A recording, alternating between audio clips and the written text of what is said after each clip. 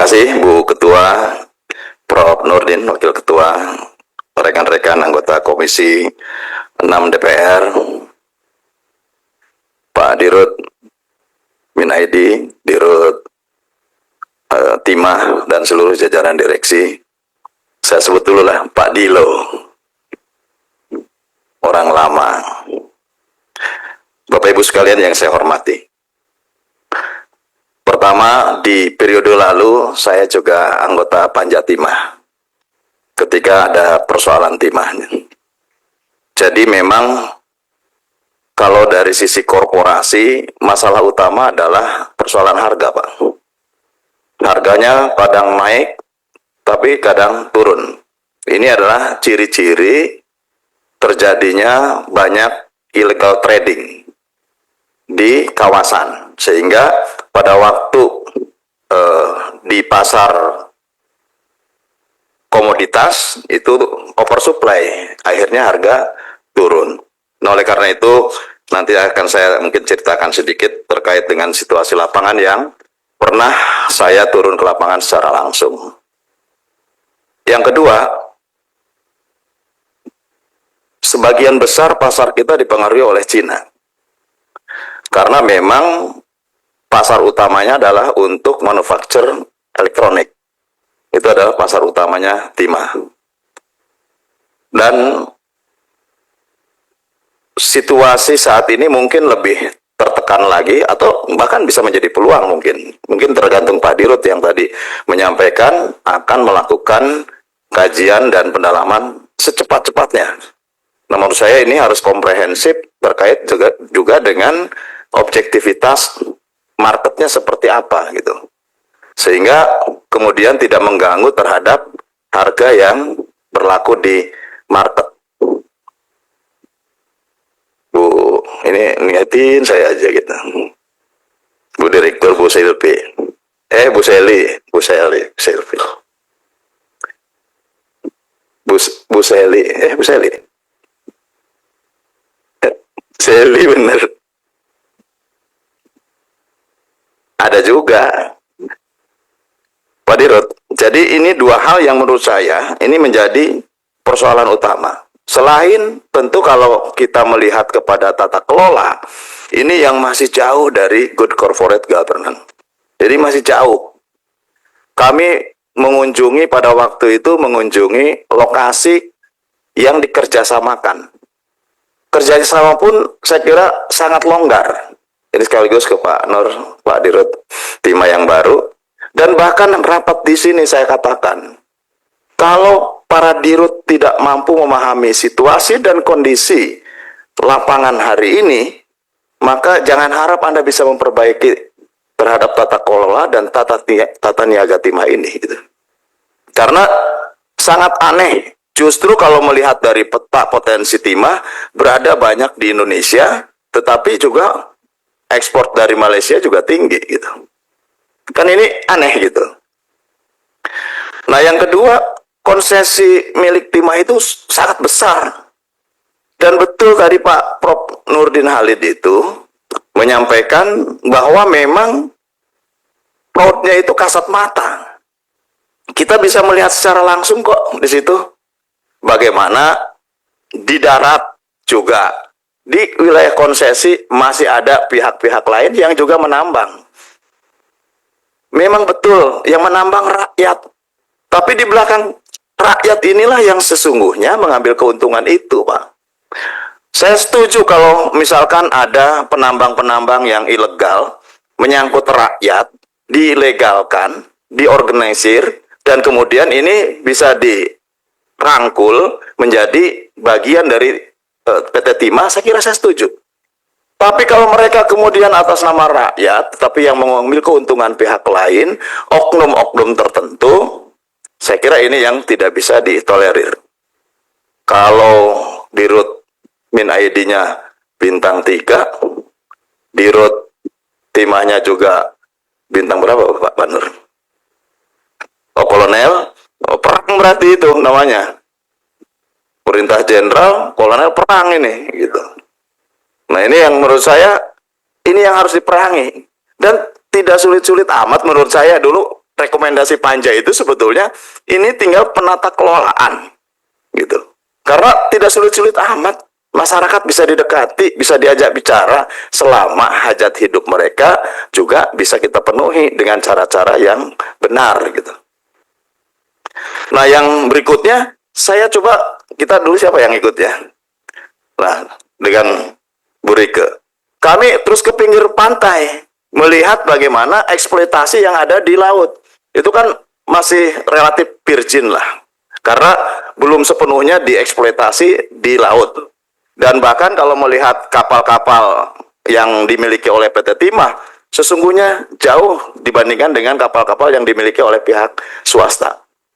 Oleh karenanya kan dulu saya minta rekomendasi panja itu, coba kalau memang potensi di transition zone ataupun di wilayah pantai juga itu sangat besar, kenapa tidak berinvestasi di situ untuk bisa mengambil potensi timah di sana? Yang pada akhirnya ya yang memanfaatkan itu ya akhirnya illegal mining lagi di sana.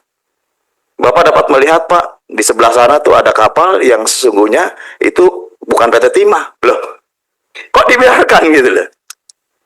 Kok dibiarkan Pak? Nah, saya khawatirnya bukan dibiarkan, tapi pembiaran gitu. Ya pembiaran Pak namanya, atau kerjasama. Yang pada akhirnya ya nanti pada suatu saat kandungannya sudah tidak ada, potensinya sudah tidak ada, tanggung jawab pemerintah adalah tanggung jawab untuk merehabilitasi gitu.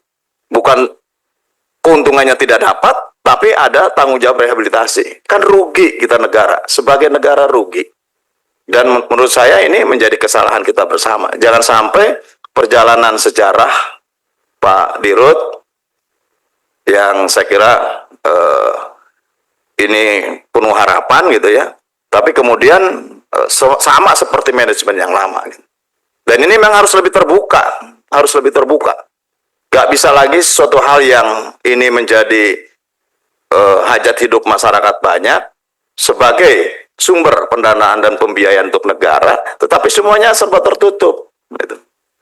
Kadang kan, mohon maaf ya, saya bukan mengungkit dosa lama. Kalau kita ngasih masukan WA aja nggak dijawab gitu. Ke Dirut itu. Dirut lama, maksud saya bukan yang sekarang. Kalau Pak Dilo mah dijawab, tapi ya kata Pak Dilo itu kekuasaan Dirut bukan kekuasaan saya gitu. Nah ini yang harus diperhatikan oleh manajemen baru. Sehingga betul-betul pola kerjasama dan bagaimana tata kelola terhadap para illegal mining yang itu atas nama rakyat, ya betul-betul adalah untuk rakyat. Menurut saya itu bisa dirangkul. Terus sistem pengawasan, Pak. Kami juga meninjau terhadap konsesi yang dikerjasamakan dengan pihak ketiga. Ya mereka 24 jam terus memproduksi. 24 jam, Pak, memproduksi. Bagaimana Anda bisa tahu untuk bisa ini bagian Anda, ini bagian saya. Bagaimana cara membaginya ataupun pola kerjasamanya. Nggak bisa saya tuh. Saya bilang saya nggak habis pikir juga. Kalaupun kemudian yang disetorkan yang masuk dalam gudangnya PT Timah dengan yang berbelok ke tempat ke smelter lain, ya wajar memang terjadi. Kalau kemudian sebelumnya terjadi kasus yang fantastik 300 triliun kurang lebih, ya wajar terjadi. Karena apa? Sistem pengawasannya longgar kok kayak begitu. Mereka kan jadi Pak. Masih mentah gitu. Nanti dibagi dalam beberapa bag gitu. Kan ada yang masuk ke gudang, kemudian diinspeksi di gudang, diaudit di gudang. Tapi apakah yang dari lapangan itu teraudit tidak? Yang misalkan beloknya kemana? Kan nggak pernah saya lihat. Tidak saya pernah lihat ada sistem pengawasan yang betul-betul ini menjamin bahwa betul-betul akuntabel. Gitu. Nah ini menurut saya penting juga nanti menjadi catatan. Nah yang terakhir, saya juga masih melihat kenapa sih kalau RKAKB sudah ada, persetujuan ekspor sudah ada, memang penjualan itu harus melalui bursa. Harus, wajib. Berdasarkan apa? Permendag, apa keuntungan kerugiannya ada itu? Keuntungannya saya tanya, apa keuntungannya? Tidak lebih untung dari menjual langsung kan? Karena apa? Di Rutima yang lama mengeluh, Pak, kami kalau jual langsung, benefit kami lebih tinggi, keuntungan kami lebih tinggi. Tapi kami karena ada aturan Permendag ini, maka kami terpaku terhadap harga, padahal harga yang kami jual internasional, Pak. Pak, itu bisa dijawab biar interaksi dengan Pak Herman, Pak. Pak. Itu bisa dijawab itu.